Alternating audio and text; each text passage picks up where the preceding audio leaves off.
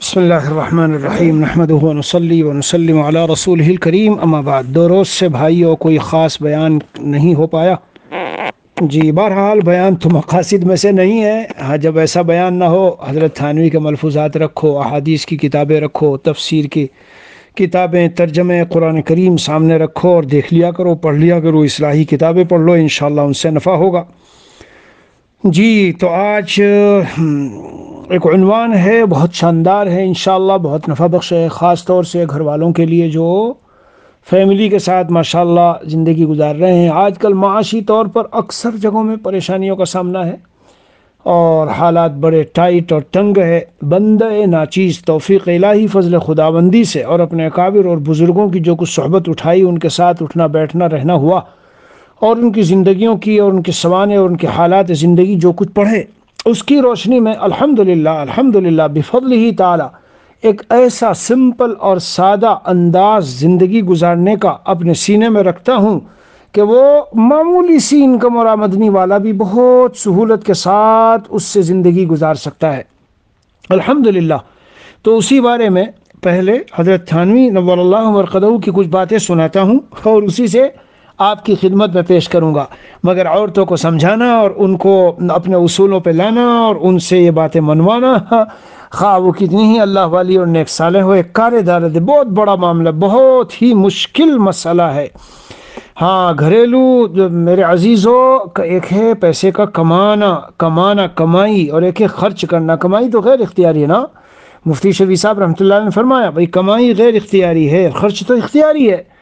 تو بجائے اس کے کہ کمانے میں زیادہ کی فکر کرو، رات دن دماغی سکون کو کھو بیٹھو، بہت شاندار بات یہ ہے کہ خرچ میں معیار کو ذرا نیچے گھٹا لو۔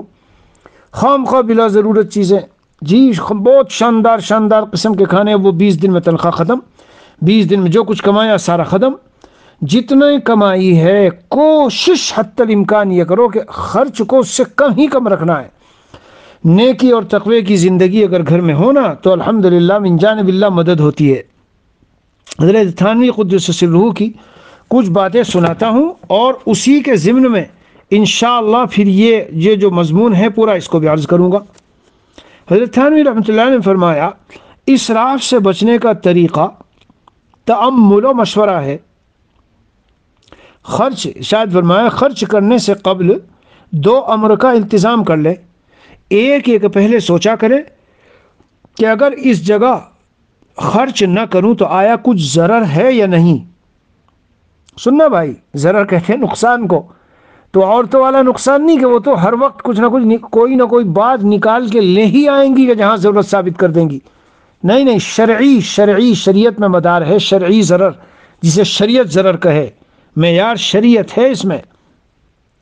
بہرحال آگے حضرت کی بات سنیں، اگر ضرر نہ ہو یعنی نقصان نہ ہو اس کو ترک کر دیں، اور اگر ضرر معلوم ہوتا ہو کہ اگر میں نے خرچ نہ کیا تو نقصان ہوگا تو پھر کسی منتظم سے مشورہ کریں کہ یہ خرچ خلاف مصلحت اور نامناسب تو نہیں، وہ جو بتلائے اس پر عمل کریں۔ منتظم جس میں انتظامی صلاحیت ہے اس سے مشورہ کریں، وہ بتائے گا آپ کو۔ جہاں 2,500-3 ہزار خرچ کرتے ہو، یہ 250-300 میں بھی ہو سکتا ہے، جہاں 250-300 خرچ کرتے ہو وہاں 50-60 بھی ہو سکتے ہیں۔ چلو آگے حضرت فرماتے ہیں ضرر سے مراد ضرر واقعی اور حقیقی ہے۔ ضرر سے مراد ضرر واقعی اور حقیقی ہے جس کا معیار شریعت ہے، وہمی و خیالی ضرر مراد نہیں۔ اور شادی میں کہتی ہے نیا جوڑا بنا دو، ابھی تو بنایا تھا 2 مہینے پہلے، نہیں مجھے بنا کے دو۔ ارے بھائی تم نے پڑھا، حضرت تھانوی کی بات پڑھی، اگر ضرر نہ ہو ہمارے پاس اتنی انکم آمدنی کہاں ہے، اور اگر ہے بھی تو غریبوں کو پر خرچ کر لو، اور ضروری اپنے کھانے پینے کی ضروریات ہیں، بچوں کی اسکول مدرسوں کی ضروریات ہیں، کچھ نہ خرچ کر لے، اتنا نہیں ہے۔ اور زیادہ خرچ کریں گے تو پھر زیادہ کمانے کے لیے رات دن پریشانی اختیار کرنی پڑے گی۔ بات آ رہی سمجھ میں؟ ہاں، مگر وہ کیا فوراً کہے گی کہ یہ بھی تو ضرورت ہے اپنی عزت کی بقا، اپنی عزت کو باقی رکھنا ہے، لوگ عورتیں کیا کہیں گی اور یوں کہیں گی اور یہ کہیں گی اور نام رکھیں گی، اس کے بعد پہننے کے لیے کچھ نہیں اور یہی رہ گیا۔ تو یہ جو ضرر ہے یہ تو آپ کا وہمی ضرر ہے، خیالی ضرر ہے، یہ تو صرف خیال سے آپ نے سوچا ہے کہ مجھے ضرر ہوگا۔ جیسے شادیوں میں دھوم دھام کا کھانا کھلاؤ کیونکہ اگر نہ کھلائے تو لوگ یوں کہیں گے اور یہ کہیں گے اور وہ کہیں گے اور فلاں کہیں گے. یہ جو ضرر آپ کے ذہن میں ہے یہ تو وہمی اور خیالی ضرر ہے، اس کا شریعت میں اعتبار نہیں ہے، اس کا شریعت میں اعتبار نہیں. تو ایسا ضرر کہ جو شریعت میں معتبر ہو کہ واقعی اگر میں نے یہاں خرچ نہ کیا تو شرعاً مجھے نقصان پہنچے گا، خرچ کرو وہاں. جی ہاں. تو حضرت فرماتے ہیں بڑی پیاری بات ہے کہ ضرر سے مراد ضرر واقعی اور حقیقی ہے جس کا معیار شریعت ہے، وہمی و خیالی ضرر مراد نہیں. پیاری باتیں سنو. ضرورت واقعہ کا معلوم کرنے کا طریقہ اور بقدر وسعت تطیب قلب زوجہ بھی ضرورت میں داخل ہے. بقدر وسعت تہذیب، یعنی ارشاد فرمایا حضرت نے اسراف کے متعلق میں یہ کہتا ہوں کہ جب کوئی چیز خریدنا چاہو تو سوچ لو کہ ضرورت ہے یا نہیں، اور اگر ذہن میں ضرورت، سنو دیکھو کیا پیاری بات ہے، آئے ہائے ہائے کیا زبردست بات ہے. اگر ذہن میں ضرورت فوراً آ جائے تو خرید لو، اور اگر فوراً ضرورت ذہن میں نہ آئے تو نہ خریدو، کیونکہ جس ضرورت کو آدھا گھنٹے تک سوچ سوچ کر پیدا کیا جائے بھلا وہ ضرورت ہوگی؟ اس کا مطلب وہ ضرورت نہیں ہے. ایک آدمی کو درد ہے، ضرورت ہے کہیں کی ٹیبلٹ کی، دوا کی، تاکہ درد ختم ہو. تو کوئی پوچھا بھائی تمہیں کہیں کی ضرورت ہے کہ مجھے درد کی ٹیبلٹ کی ضرورت ہے. ایک آدمی کو پیٹ میں کچھ خرابی ہے تو ضرورت ہے، ایک آدمی کی آنکھ سے صحیح نظر نہیں آتا ضرورت ہے، ایک آدمی کو بھوک لگ رہی ہے تو ضرورت ہے. تو پوچھو کہیں کی ضرورت ہے کہ جی کھانے کی، تو تھوڑا ہی وہ سوچے گا ایک گھنٹے تک کہ مجھے کہیں کی ضرورت ہے. کیا پیاری باتیں حضرت کی. اور اگر فرمایا کہ جس ضرورت کو آدھے گھنٹے تک سوچ سوچ کر پیدا کیا جائے بھلا وہ ضرورت ہے؟ وہ ضرورت نہیں ہے. اور اگر دل میں بہت تقاضا ہو اور ضرورت معتبیہ سمجھ میں نہ آئے تو ایسی صورت میں چیز خرید لو اور اطمینان سے بیٹھ کر سوچتے رہو. اور اگر اسراف نہ ہونا متحقق ہو جائے کھا لو، ورنہ خیرات کر دو. آگے حضرت فرماتے ہیں اور بیوی کو کھلا دینا بھی خیرات ہی ہے. اور اگر بیوی کا جی خوش کرنے کو بلا ضرورت بھی کوئی چیز خرید لو تو وہ بھی اسراف نہیں، کیونکہ تطیب قلب زوجہ بھی مطلوب ہے. عورتیں خوش ہو جائیں گی بیچاری. میرے عزیزوں، میرے بھائیوں، ماؤں بہنوں، یہ جو بیوی کا دل کو خوش کرنا ہے یہ بھی وسعت اور حدود میں ہے، حد سے بڑھ کر نہیں. بیچارے کی کمائی اور انکم کتنی محنت سے وہ کما رہا ہے اور تمہیں پرواہ نہیں ہے، جہاں چاہو جس طرح چاہو اڑا دو. تو بس یہی ساری زندگی بیچارہ کماتا رہے گا اور تمہارے دل کو خوش کرتا رہے گا. نہ نماز کا صحیح طرح، نہ روزے کا صحیح طرح، نہ عبادت کا صحیح طرح، نہ تلاوت قرآن کا وقت ہے بیچارے کے پاس، نہ جماعت میں جانے کا، نہ بزرگوں سے ملنے کا. بس کمائے اور تمہیں ٹھانٹ سے رکھے. لا حول ولا قوت الا باللہ. آگے فرمایا بشرطے کہ اس میں طاقت سے زیادہ قرض نہ کرے. اسراف سے بچنے کی ترکیب بہت پیاری بات ہے، بہت پیاری بات ہے. ارشاد فرمایا نمبر 1، اہل اللہ کا مذہب رکھو، وزادار لوگوں کا مت رکھو، رسم و رواج کے ذرا بھی مقید نہ بنو. یعنی کچھ لوگ ہوتے ہیں نا خاص شان بان سے رہتے ہیں، چاہے اللہ کے بندے کے گھر میں چوہے کود رہے ہوں، مرسڈیز بھی ہونی چاہیے اور گھر کا یوں بھی ہونا چاہیے اور ایک نوکر بھی ہونا چاہیے اور وہ بھی ہونا چاہیے. یہ نہ زندگی گزارو سادگی والی، اہل اللہ والی. ذرا بھی رسم و رواج کے مقید نہ بنو. نمبر 2، بلا ضرورت ہرگز مقروض مت بنو، گو رسم و رواج کے خلاف کرنا پڑے. مقروض ہونے سے بڑی پریشانی ہوتی ہے جس کا انجام بہت برا ہے. ہر مسلمان کو وہی مذہب رکھنا چاہیے جو اہل اللہ کا ہے. نمبر 3، بس کیا بتاؤں، میرے لیے تو موتی کی طرح ہے یہ نمبر 3، موتی کی طرح. اے خواتین امت، خاص طور سے تم کو کہتا ہوں، غور سے سنو اس بات کو، توجہ کرو. نمبر 3، سب سے پہلے انتخاب گھر کا کرو. جتنی چیزیں کام میں آتی ہوں رہنے دو، اور جتنی چیزیں کام میں نہ آئے خارج کر دو یا بیچ دو یا مساکین کو دے دو. جتنی چیزیں کام میں آتی ہوں رہنے دو، اور جتنی چیزیں کام میں نہ آئے خارج کر دو یا بیچ دو یا مساکین کو دے دو. کیا بات ہے. لیکن عورتوں کے دماغوں میں کون بھرے جا کے اندر، کون اس کے اندر جو ہے گھسائے. ان کا مزاج آئے اور آئے اور آئے اور بھرو کبڑ کی کبڑ اور کچن کا کچن، اور پوری جتنی بھی ان کو کمرے بنا کے دے دو سارے بھر ڈالیں گی. جتنے بھی بڑے بڑے جو ہے وہ خرید کے دے دو سب میں بھر لیں گی، یہ بھرا وہ بھرا. ارے اللہ کی بندیوں، اللہ نے کہیں سے ہدیہ دیا، ایک اچھا آیا تو جو پرانا اسے دے دو. شوہر کے دل میں اللہ نے ڈالا وہ کوئی اچھا خرید کے لائے تو جو پرانی چیز ہے وہ دے دو.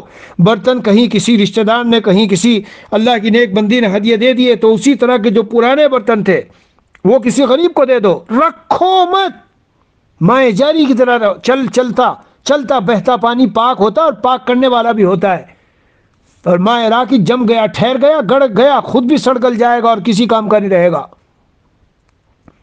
مگر صاحب ایسا گھر کو بھر کے رکھیں گی کہ اگر گھر منتقل ہونا پڑ جائے ادھر سے ادھر تو ٹرکوں کے ٹرک بھر کے جا رہے ہیں. کوئی پوچھے 10 سال سے یہ چیز کام آئی تمہیں؟ سال بھر سے کام آئی؟ 6 مہینے سے سال 2 سال میں کام آئی؟ نہیں صاحب، بس بھر کے رکھنا ہے، بھر کے رکھنا ہے. جنگوں پہ آ جائیں گی اگر شوہر کے کہنے کے لیے آ جائے. یہ حضرت تھانوی کی بات ہے، میری بات نہیں. سب سے پہلے اپنے گھر کا انتخاب کرو، جتنی چیزیں کام میں آتی ہو رہنے دو، اور جتنی چیزیں کام میں نہ آئے خارج کرو، نکالو ان کو گھر سے باہر. ہر سال میں ایک مرتبہ عید وغیرہ کے موقع پر بیٹھ جانا چاہیے. اور میں کہتا ہوں شعبان میں بیٹھو، اور شعبان کے مہینے میں بیٹھ کر ساری ایسی ساری چیزیں نکالو، باکسوں میں بھرو، ڈبوں میں بھر دو اور رکھ لو گھر میں. رمضان کے مہینے میں دیتے رہو، غربا فقراء کو دیتے رہو کیوں؟ ثواب بڑھ گیا، ثواب بڑھ گیا. زکوٰۃ تو جب ہی دے دینی چاہیے جس پر فرض ہوئی، اس میں رمضان کا انتظار نہ کرو. لیکن صدقات رمضان میں دے دو، مگر غیر ضروری چیزوں کو بالکل جگہ نہ دو.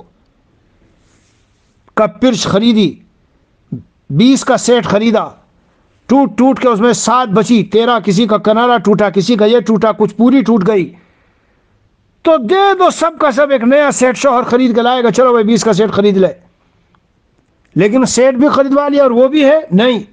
نئے بلینکٹ بھی آ گئے، پرانے بھی ہے نہیں. اچھے سے کپڑے بھی آ گئے، پرانے بھی نہیں.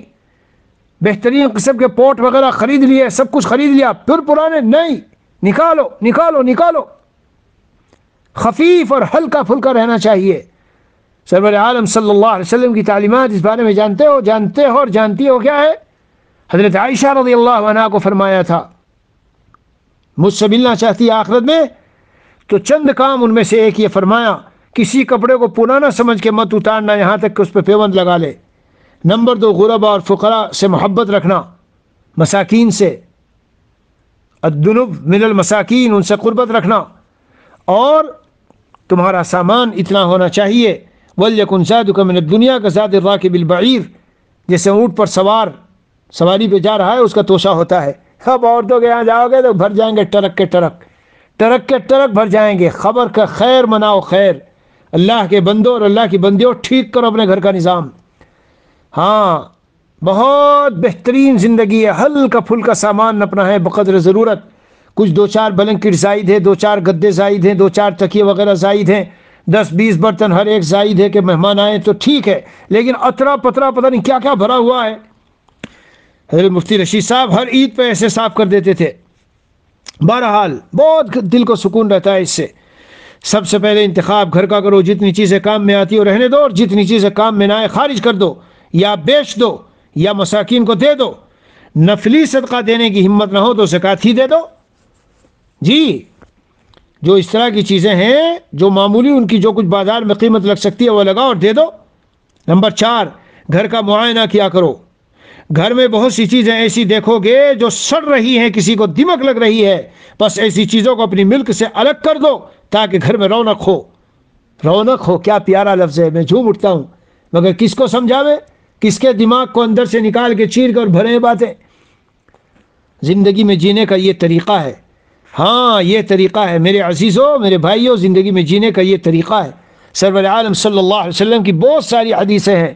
کن فی الدنیا کا انک غریب و عابر سبیل، ایسے جیو جیسے مسافر ہو یا راستہ پار کرنے والے. تو راستہ پار کرنے والے ایسے بھر کر کے رہتے ہیں. نمبر 5، روزمرہ معاشرت میں مقرر کر لو، جو کام کرو سوچ کر کرو، بے تامل مت کر ڈالو. نمبر 6، کسی کا کہنے سے کوئی کام مت کرو، بس اپنی رائے پر عمل کرو، نہ فضول خرچی ہو جائے گی. جی ہاں، بہرحال میرے عزیزو، یہ دین ہے جو میں آپ کو سمجھا رہا ہوں. اسے نہ سمجھنا کہ دین سے ہٹ کر کے کوئی چیز ہے. یہ دین ہے، دین کی باتیں ہیں. جو اس طرح گھر ہلکا پھلکا رہے تو کام بھی ہلکا پھلکا رہے گا. ہمیں مغربی کلچر نے اور مغربی تہذیب و تمدن نے ایسی گھروں کی چیزوں میں لگایا ہے کہ بڑے بڑے پردے لٹکے ہوں گے، بڑی بڑی گاڑیاں ہوں گی، اور کیا کہتے ہیں ڈائننگ روم ہے اور سٹنگ روم ہے اور فلاں روم ہے اور بڑے بڑے بیڈ پڑے ہیں اور صوفے پڑے ہیں. تو بھائی الشیء اذا ثبت ثبت بلوازمہ، جب چیزیں آئیں گی تو ان کے ریپیئرنگ بھی ہے اور ان کی صفائی بھی ہے اور ان کو دیکھ بھال بھی ہے اور وہ بھی ہے اور یہ بھی ہے. پتہ چلا بیچاری خواتین اور عورتوں کا سارا دن بس اسی میں لگا جاتا ہے، سب اسی میں ختم ہو جاتا ہے میاں، سب اسی میں ختم ہو جاتا ہے. اللہ والوں سے جو کچھ سیکھا ہے اسے صحیح معنی میں سیکھو، نام کے لیے نہیں، نام کے لیے نہیں. ہاں اللہ والوں کی جو زندگی تھی، ہمارے نکابر کی جو زندگی تھی، میں نہیں کہہ رہا بالکل ایسے زاہد فی دنیا بن جاؤ، کچھ بھی نہ رکھو، لیکن کم از کم اپنے گھر کا اتنا معیار تو رکھو کہ جو کام میں آنے والی چیزیں ہیں وہ رکھو، بقدر ضرورت رکھو جن کی ضرورت پڑے گی. اور ضرورت کا معیار میں نے بتایا شریعت ہے، شریعت سے پوچھو. اللہ تبارک و تعالی بھائی ہمیں عمل کی توفیق دے. سوال، اگر بچوں کے کپڑے وپڑے اس طرح زائد پڑے ہوئے ہوں، وہ تو کام میں نہیں آتے، ان کا کیا کرے؟ میں بتاتا ہوں ترکیب. انہیں تو دینا جائز نہیں کیونکہ بچہ ہے، آپ تصرف نہیں کر سکتے اس کے مال میں، لیکن ان کی ایک قیمت لگا لو اور وہ قیمت کے مطابق اس کے پیسے اس کے لفافے میں، اس کے اکاؤنٹ میں، اس میں جمع کر دو، دے دو، تقسیم کر دو، مگر اس کے مطابق پیسے رکھ دو اس کے لیے. خالی فیلی بالکل رہو، گھر کو ہلکا پھلکا رکھو. یہ ہے جینے کا طریقہ. ہاں تھوڑی سی انکم میں بہت کچھ ہے اس پہ کہنے کے لیے. بھائی کیا روزانہ گوشت کھانا ضروری ہے؟ چلو خیر، پھر کبھی بتاؤں گا. اللہ تبارک و تعالی ہمیں دینی زندگی عطا فرمائے، تقوی والی حیات نصیب فرمائے، سنت نبی صلی اللہ علیہ وسلم اور اسوہ رسول اللہ صلی اللہ علیہ وسلم اور حیات الصحابہ، لائف آف کمپینینس آف رسول اللہ صلی اللہ علیہ وسلم، صحابہ کرام کی زندگی، اللہ تعالی ہمیں اس کے مطابق اپنی زندگی کو ڈھالنے کی توفیق دے. میرے پیاروں، مجدد تھانوی رحمۃ اللہ نے ایک جگہ کہیں لکھا ہے، مجھے یاد نہیں ہے، کمیونزم کا جو نظام ہے کمیونسٹوں کا، سنو غور سے، سنو غور سے، سنو غور سے، 3 بار کہہ رہا ہوں، سنو غور سے اس بات کو.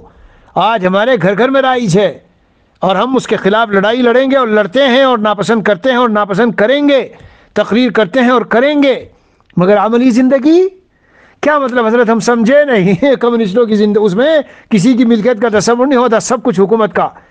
ہاں کوئی کسی چیز کا مالک نہیں. ارے اللہ کے بندو، ارے اللہ کے بندو اور بندیوں، بتاؤ مجھے گھروں کے اندر جو تمہاری چیزیں پڑی ہوئی ہیں، کیا ان میں ملکیت جدا کر رکھی تم نے؟ میرے 5 بچے ہیں، یہ فلاں بچے کا، یہ اس کا، یہ شوہر کا، یہ بیوی کا، یہ فلاں کا، یہ فلاں کا. مجدد تھانوی رحمۃ اللہ علیہ کے ہاں تو کوئی ہدایہ بھی اس طرح کے آتے تھے تو پوچھ لیتے تھے میرے لیے ہے یا گھر والی کے لیے ہے، میرے لیے ہے یا کس کے لیے ہے؟ فلاں کے لیے ہے، بتاؤ ابھی بتاؤ، یا دونوں کا مشترک ہے؟ بتا، صاف صاف بتا دو. گھروں میں چیزیں پڑی اور آ رہی جا رہی، بھرا ہوا گھر، ادھر ادھر. موت کسی کی ہو جائے، جی حضرت تھانوی نے لکھا، اچانک سے کوئی سرک جائے پھر پریشان ہوتے ہیں.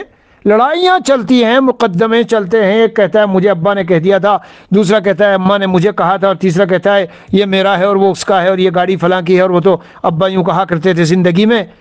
تمام چیزوں پر ملکیت صاف صاف ہونی چاہیے کہ کون کی چیز کس کی ملک ہے. دین سخت ہے؟ سخت نہیں ہے، آسانی، یہی آسانی ہے تاکہ موت کے وقت میں بالکل معاملہ آسان اور سہل رہے. میرے عزیزوں، یہ چیزیں، یہ ہے دین، یہ ہے دین. ادخلوا فی السلم کافہ، دین میں پورے داخل ہو جاؤ. چلو صلی اللہ نبی الکریم وعلی آلہ واصحابہ اجمعین والحمد للہ رب العالمین.